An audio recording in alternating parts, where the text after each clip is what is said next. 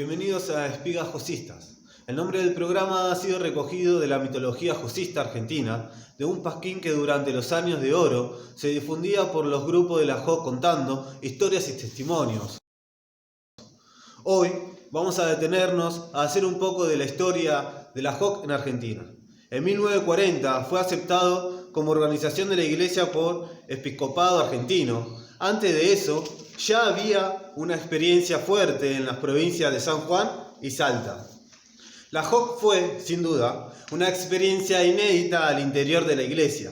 Un grupo fuertemente apostólico, de fuerte llegada en los medios populares y con una práctica claramente de compromiso social que excedía ampliamente los templos. Podemos hablar de una primera etapa del movimiento desde 1940 a 1968, con claros matices del mundo católico, pero con la impronta dada por su fundador, José Cárdenas. Cuando nos acercamos al 1968, año de grandes convulsiones al interior de la Iglesia y en el mundo, el Mayo francés, las encíclicas sociales, Medellín, y en América Latina el nacimiento de la teología de la liberación.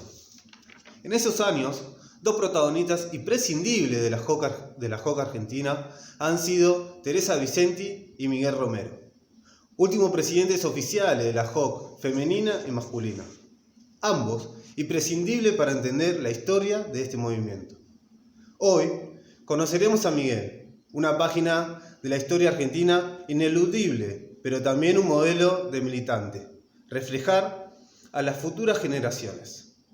Adelante, que las espigas vienen haciendo.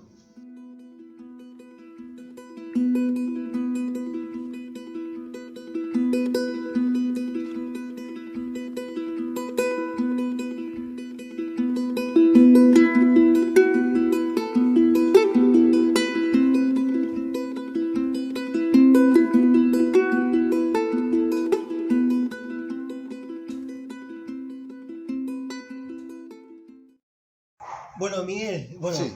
muchas gracias por recibirnos. No, es un gusto. Gracias, Miguel. Bueno, queríamos que nos cuentes cuándo empezaste la JOC y por qué. ¿En qué año? ¿Qué hacías de tu vida antes de la JOC y cómo fue que conociste el movimiento? Bueno, ¿cómo podría explicarte? Yo vengo de origen de clase trabajadora, ¿viste? Y me acuerdo que trabajaba en Grimaldi, una fábrica de calzado, que vos conocerás la marca, Sí, pero sí. la fábrica estuvo, una fábrica grande en Once. Yo trabajaba ahí y vivía en General Rodríguez. Y bueno, en General Rodríguez yo tenía un primo que estaba en la Acción Católica. Y me insistía permanente, yo tenía muy buena relación con mi primo, y me insistía permanentemente que vaya a las reuniones de la Acción Católica, Bueno, al final me convenció, yo no tenía mucho interés, ¿viste? Me convenció, fui, milité en la Acción Católica durante un tiempo, y un día viene el delegado general de la Acción Católica, un tal Antonio Colorado, y me regala este libro, El coraje de vivir. Bueno, yo lo leí y me conmovió realmente, ¿no? Y yo dije, bueno, voy a fundar la JOC.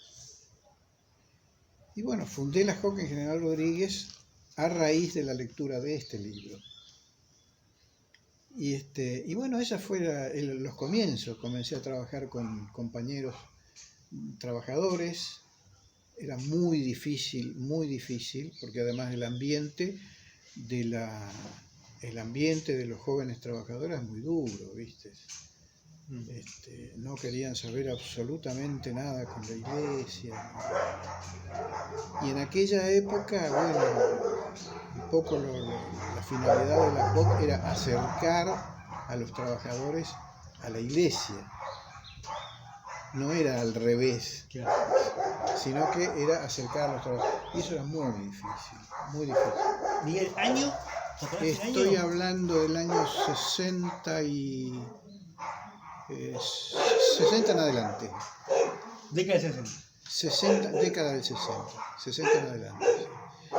Bueno, y así comenzamos a trabajar. Me conecté con Luján, con los muchachos de Luján, que estaban muy bien organizados, y bueno, y ellos me dieron una gran mano para ir haciendo el trabajo. Y así comenzó todo. Así comenzó la experiencia, ¿no? Miguel, ¿y qué diferencias había en esa década entre la JOC y la Acción Católica? Mucha. Sobre todo, la Acción Católica era una élite. Era una organización de la iglesia de clase media para arriba. Claro. Esa era la gran diferencia, ¿no? No tenía nada que ver prácticamente con los trabajadores. Es más, veían a los trabajadores, ¿viste? Era otra cosa.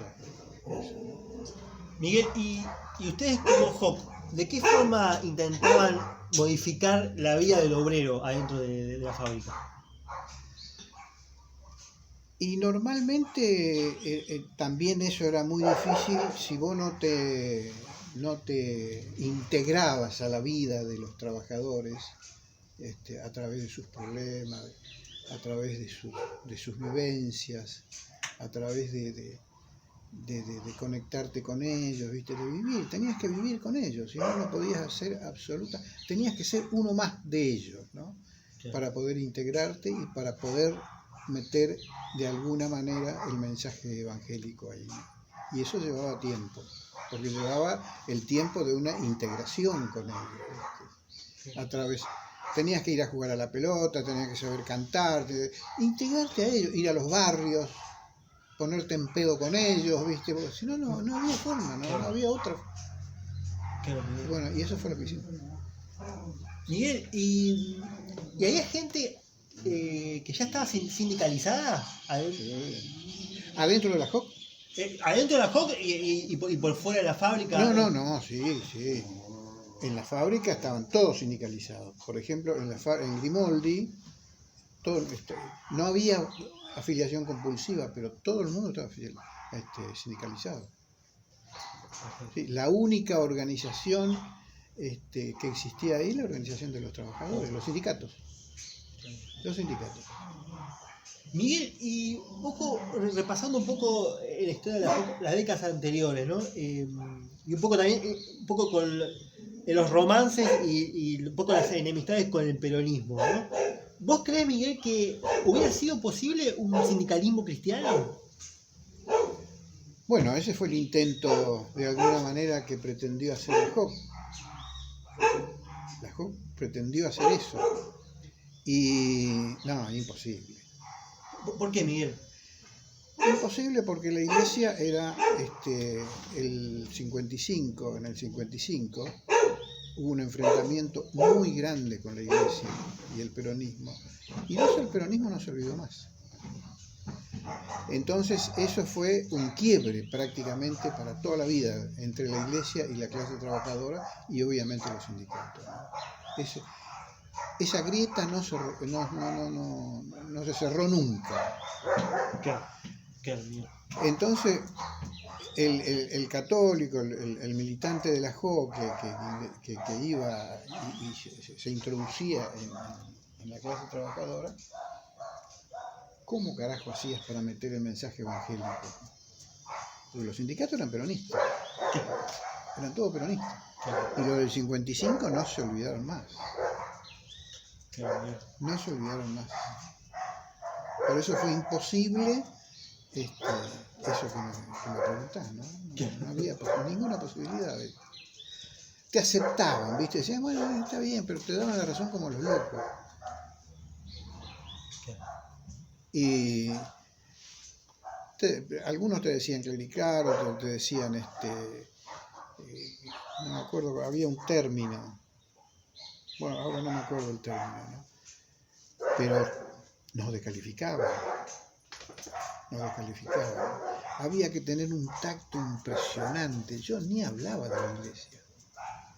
no hablaba de la iglesia, porque era prácticamente poner una pared ahí con los trabajadores, ¿no?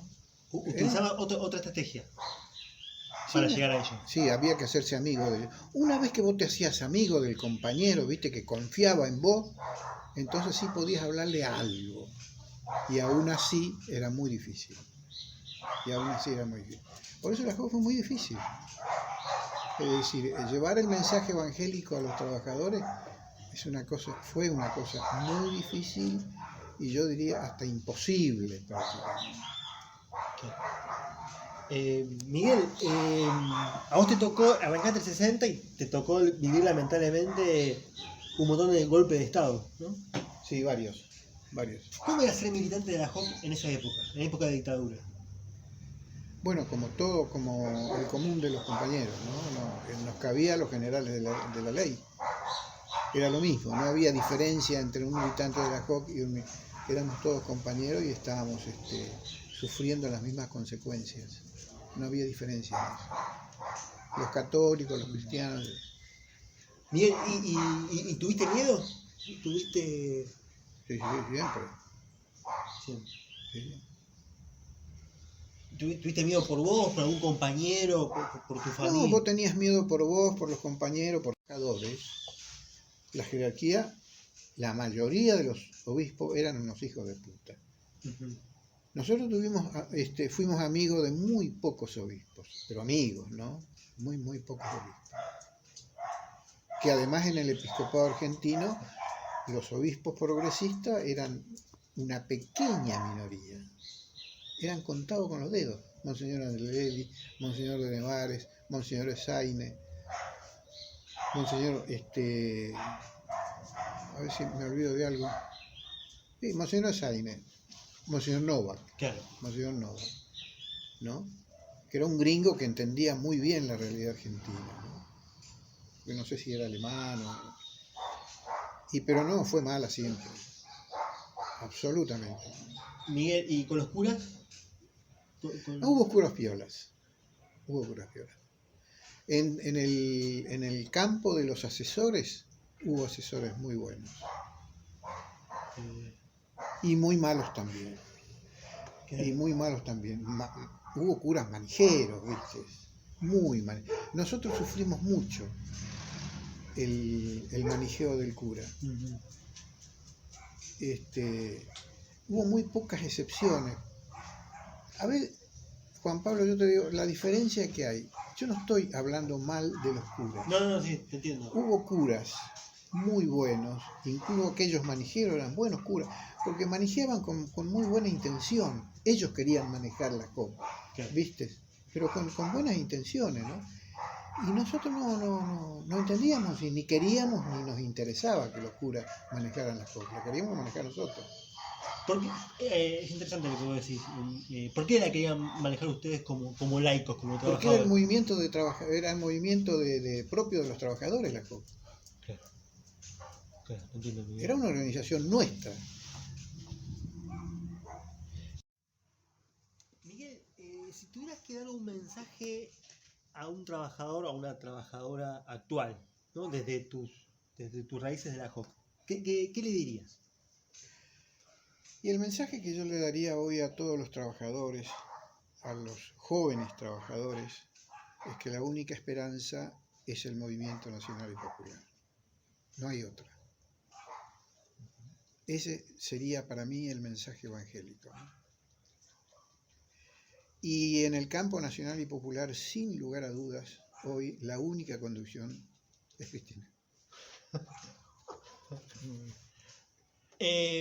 Miguel, para cerrar, estamos pidiendo a los josistas que hagan un gesto, digamos, que levanten su mano, que es el símbolo, digamos, de la JOC, y que lo hagan pensando y diciendo en alguien o en algo, ¿no? que tiene que ver con su militancia. Sí, el signo para nosotros de la JOC hoy es la B de la victoria. Acá. ¿Por quién? ¿Por quién? ¿Por quién, Miguel? Por Cristina.